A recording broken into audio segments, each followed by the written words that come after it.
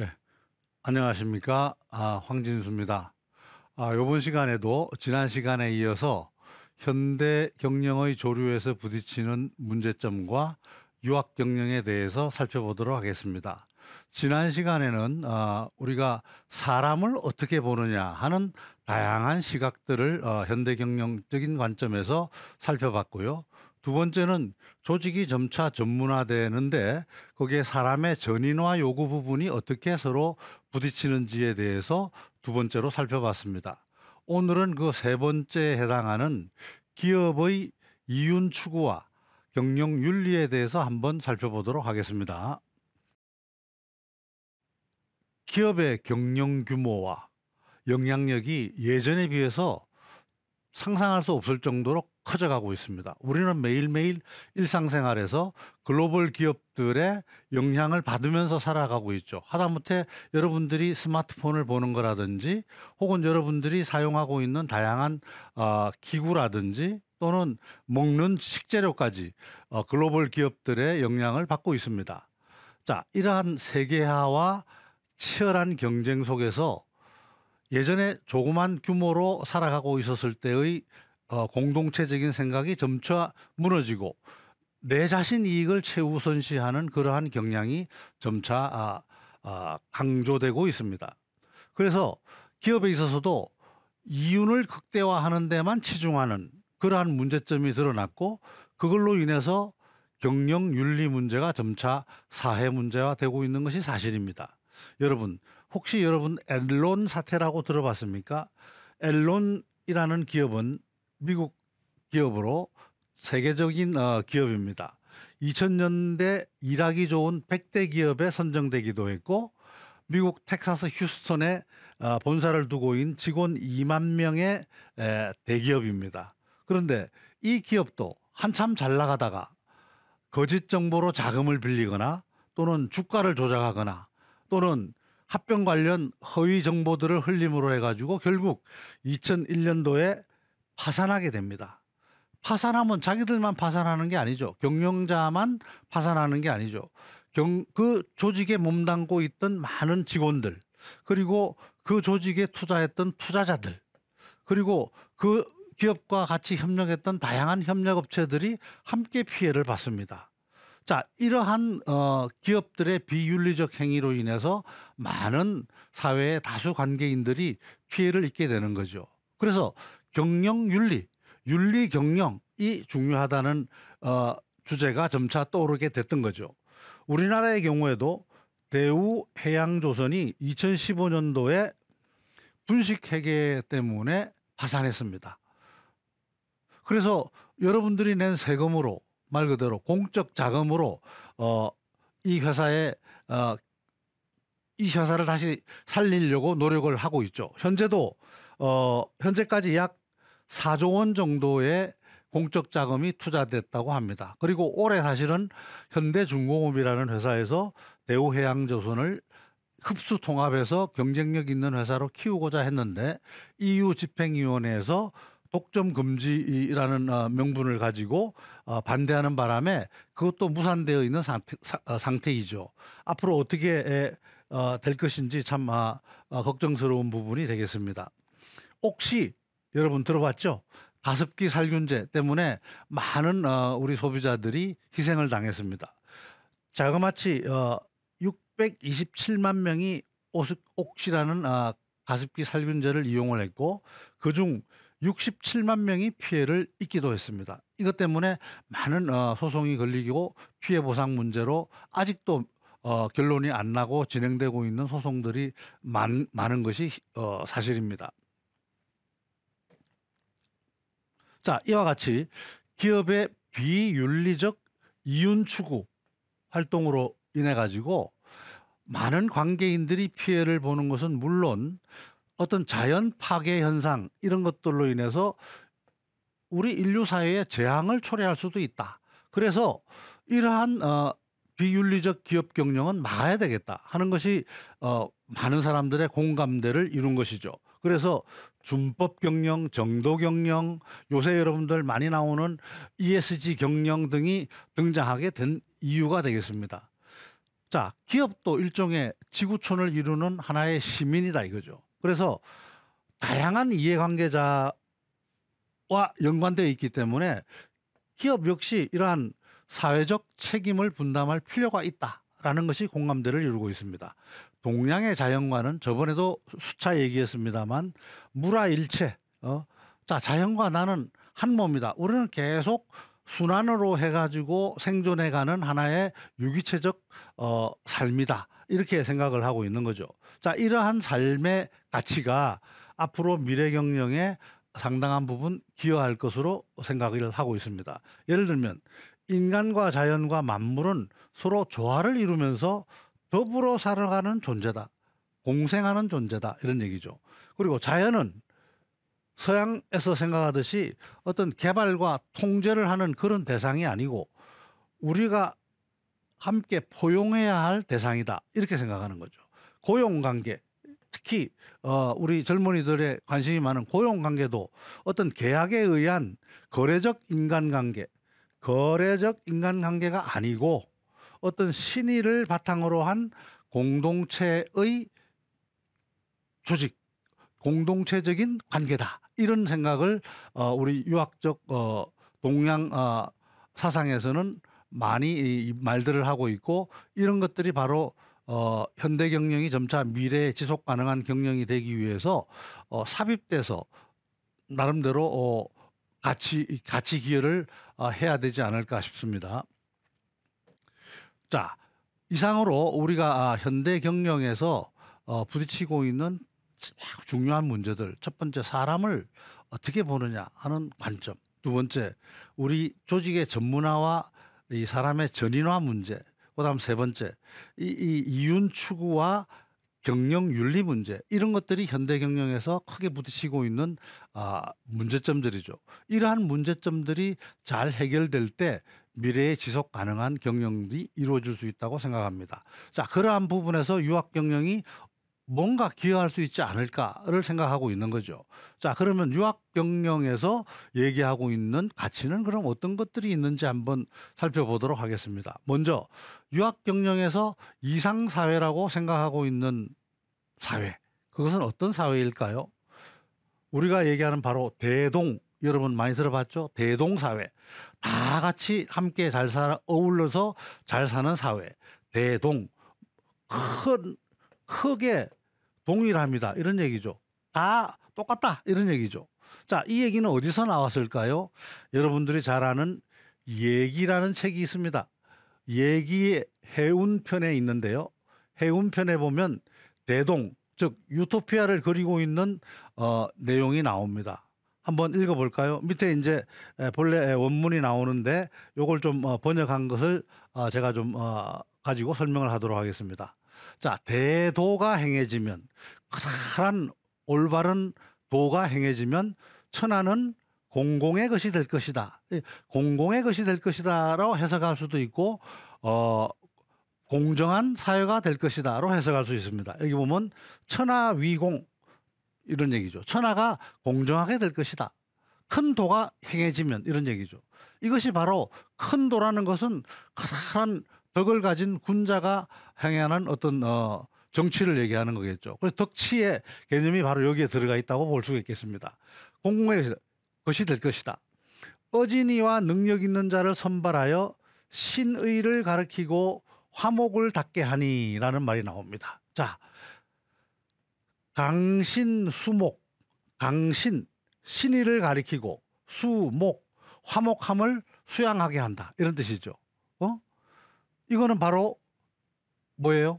자기 수양을 먼저 해야 된다는, 유학에서 가장 기초적인 개념, 숙이 안인을 얘기하는 거죠. 그죠? 자, 사람들은 그 부모만을 홀로 부모라 여기지 않고 내 부모만 내 부모라 여기지 않고 이런 얘기죠.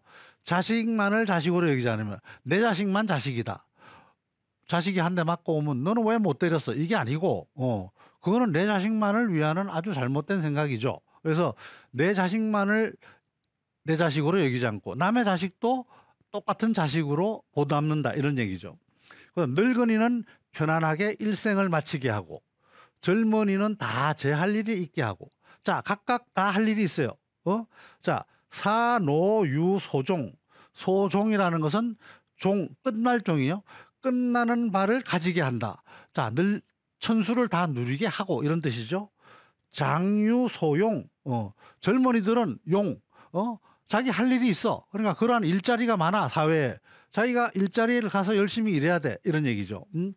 그 다음에 어린이는 제대로 크게 하고, 과부, 고아, 호라비, 병전자는 불쌍히 여겨 복양한다. 이런 얘기죠. 자, 긍이라는 것은 애긍이란 말이죠. 불쌍히 여긴다.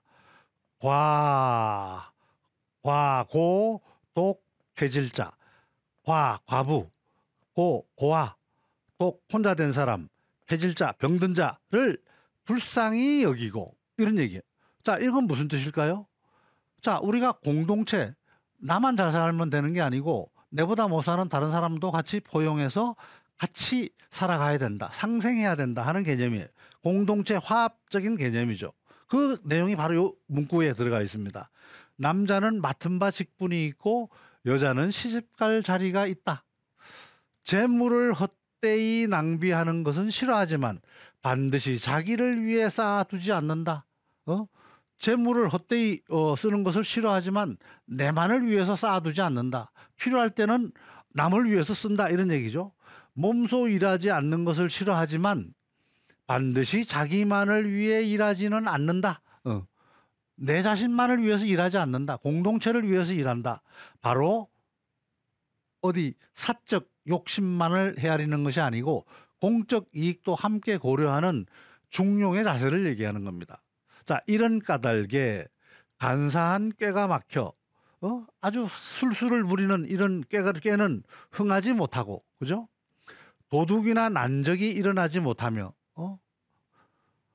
따라서 바깥 대문을 잠그지 않으니 이를 일러 대동이라고 한다. 도적도 없고 강도도 없고 그러니 굳이 울타리를 치고 문을 잠그고 대문을 걸고 할 필요가 없다는 얘기죠. 그러니까 세상이 참 살기 좋다는 얘기겠죠. 그래서 바로 이걸 대동사회라고 한다. 이게 바로 유학에서 말하는 이상사회입니다. 자, 이 방금 얘기한 얘기 예운편에 나오는 대동을 설명한 내용 글에 보면 바로 우리가 유학에서 중요하게 생각하고 있는 가치 내용이 다 들어가 있어요. 천하는 대도가 행해지면 천하는 공공의 것이다. 대도가 행해진다. 덕치를 해야 된다. 신의를 가리키고 화목을 닦게 해야 된다. 숙이 안인을 해야 된다. 그죠? 불쌍한 사람을 봉양해야 된다. 화합 공동체를 이루어야 된다. 나만을 위해서 일하지 않는다. 중용적인 삶을 살아야 된다. 그것이 바로 이상사회를 꿈꾸는 유학적 가치다. 이런 얘기가 되겠죠.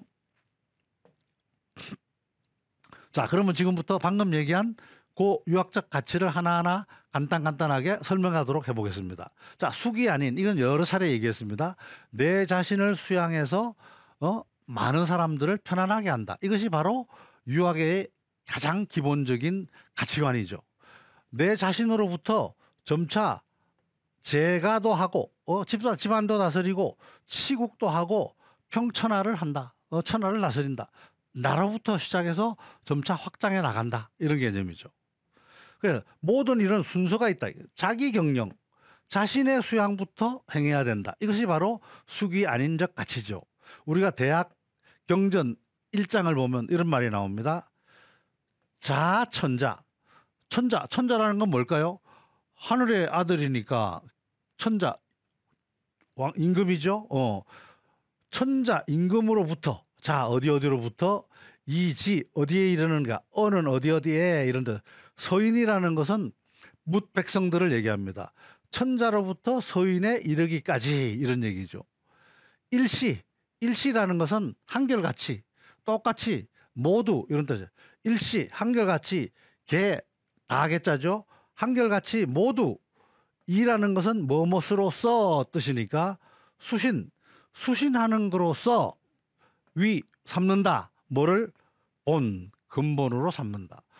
이 위본, 수신하는 거로써 근본을 삼는다. 이렇게 얘기합니다. 대학 경전 1장에 이 말이 나와요. 수기 안인. 그래서 이게 굉장히 중요한 유학적 가치다. 자, 논어의 위령공 20장에 보시면 구저기하고 요 저자예요. 요거는 제자도 되고 저자도 되는데 제자라는 것은 제군들 할 때 모든 여러 사람들 할 때 제자고 저자로 쓰면 어디 어디에 이런 뜻이에요. 그러면 군자는 구저기 내 자신에게서 구하고 이런 뜻이에요.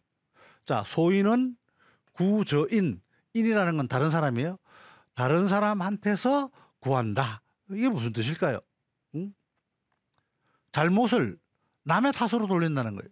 군자는 내가 잘못했으면 자기 자신의 잘못으로 받아들이고 자기 잘못을 고치고자 하는데 소인들은 자기가 잘못해놓고 그것을 남의 잘못으로 돌린다는 얘기죠. 자, 맹자 이루 상편에 보면 이런 말이 나옵니다. 맹자왈, 맹자께서 얘기하셨어요. 애인이라는 건 뭐야? 여자를 사랑하는 게 아니고 남을 사랑했는데 이런 얘기예요. 남을 사랑했는데 불친, 친해지지 않아. 내가 저 사람을 사랑했는데 친해지지 않아. 그러면 되돌아본다. 반추한다. 이런. 기인, 그 내가 한 사람됨, 내가 한 배려, 그 사람을 사랑한 그 배려심을 다시 한번 살펴보고 이런 뜻이에요. 치인, 남을 다스리는데 불치, 다스려지지가 않아. 그러면 다시 돌아본다. 뭐를? 기지, 그 지혜, 내가 남을 다스리는 지혜를 다시 한번 돌아본다. 이런 얘기. 예인, 남한테 예를 다 했는데 답을 하지 않으면, 내가 예로서 대했는데 상대방이 예로서 대하지 않으면 반기경, 다시 돌아봐라. 뭘? 공손함을, 진짜 공경스러움을 다 했느냐를 돌아보고,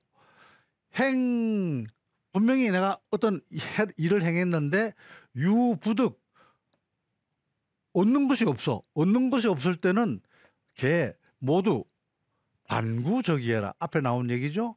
내 자신에게서 그 이유를 찾아라. 이런 뜻이죠. 기신, 자기 몸을, 기신을 그 몸을 바르게 하면 천하귀지라. 천하가 그 몸한테, 즉 그 몸을 바르게 한 사람한테 돌아간다. 이런 뜻이. 이 얘기는 무슨 얘기예요? 내 스스로 잘해야 된다. 내 스스로 수양하고 내가 먼저 올바르게 행동해야 된다. 이런 얘기죠. 아주 핵심적인 유학적 가치 얘기죠. 자, 두 번째는 덕치입니다. 덕치는 여러 번 얘기해서 우리가 덕이라는 말은 굉장히 일상생활에서도 많이 쓰입니다. 덕이 없어서 부덕해서 덕을 쌓아야 된다 이런 등등 얘기들 많이 하죠. 그렇지만 덕이 뭐냐라고 명확하게 정의하기가 굉장히 어렵습니다. 왜냐? 덕이라는 건 형이상학적 개념이기 때문입니다. 형이상학적이라는 것은 뭐예요? 실체가 없죠. 우리가 몸으로 만지거나 느낄 수가 없어요. 나름대로 모든 실체의 근본이 되는 굉장히 관념적인 개념적인 그러한 근본을 우리가 공부하는 학문을 형이상학이라 그럽니다. 그죠? 철학적으로 얘기할 때. 그렇지만 우리가 국어 사전을 한번 보면 덕의 의미를 보면 크게 4가지 정도로 나와요. 자기의 도덕적, 윤리적 이상을 실현하는 인격적 능력이다. 덕이라는 건 능력이다. 두 번째, 남을 도와주거나 은혜를 베푸는 거다. 세 번째, 자기가 이룬 훌륭한 업적이다. 또는 평소에 가지고 있는 품성이다. 이런 뜻이에요.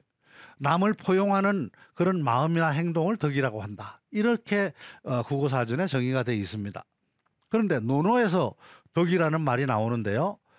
제가 한번 살펴봤더니 논어 20편 중에서 16편에 걸쳐서 총 40번이 등장합니다. 덕이라는 용어가. 그래서 제가 한번 그거를 정리를 해가지고 분석을 해봤어요. 분석을 해봤더니 크게 덕이라는 것은 4가지 정도로 정리를 해볼 수 있겠다. 이게 국어 사전에 나온 말하고도 비슷합니다만은 조금 달라요. 그래서 덕이라는 것은 힘이다, 파워다. 남의 마음을 움직이는 파워다. 이런 얘기고, 그 다음에 두 번째는 덕이라는 것은 바로 이렇게 해야 된다, 저렇게 해야 된다 하는 도덕 규범을 얘기한다.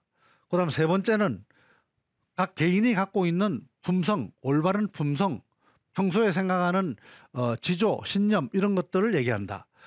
그 다음에 네 번째가 남한테 배품, 배려 이런 것을 덕이라고 한다. 이렇게 한번 정리를 해볼 수 있겠습니다. 이사, 우리 진시황 재상으로 근무를 했었죠. 이사가 이 양반은 한문 글씨체를 잘 썼어요. 그래서 소전이라는 글씨체에 보면 덕이라는 것을 어떻게 썼냐 그러면 이렇게 썼어요. 여기 보면 이 직자예요. 이 직이라는 것은 올바르다 이런 뜻이죠. 올바른데 뭐가 올바르냐?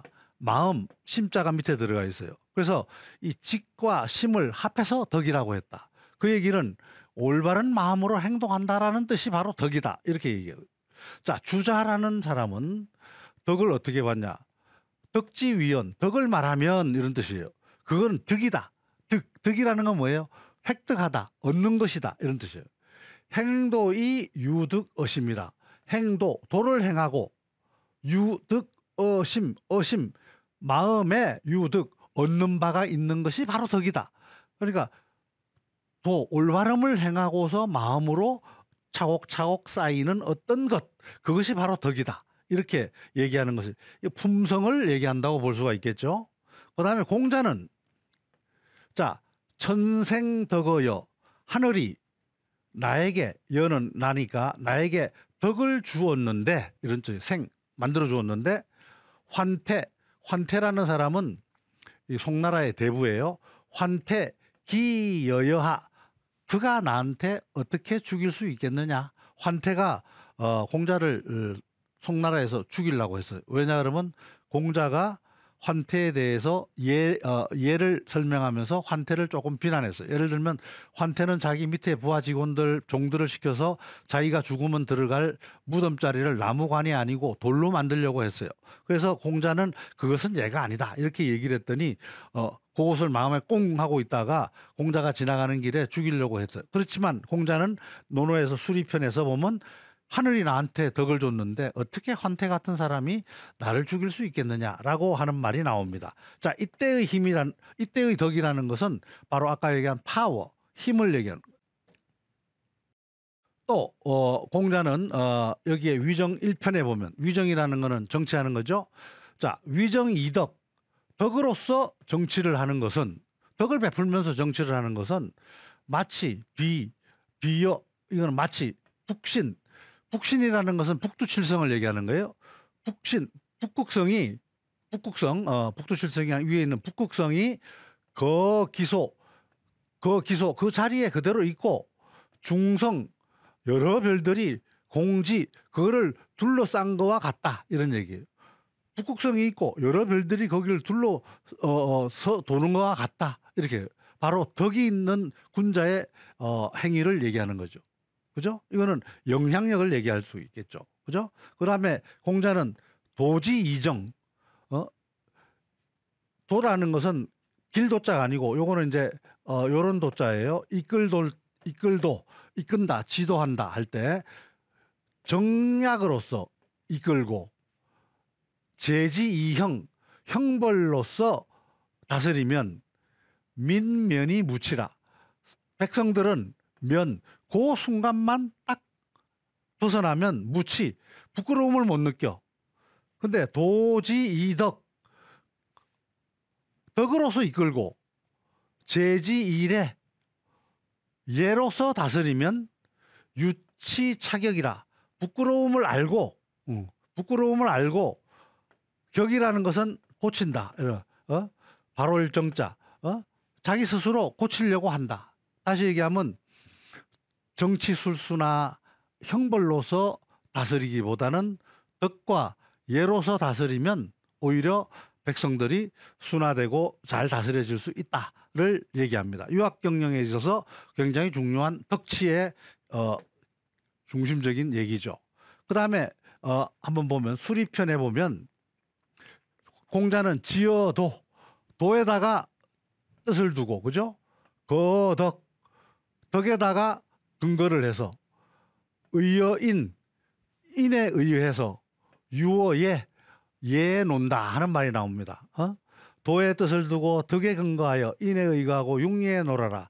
융예라는 것은 옛날에 학문을 얘기하는 거죠. 예악, 사어, 서수. 예라는 것은 규범, 악이라는 것은 음악이죠. 사라는 것은 무예를 얘기하죠.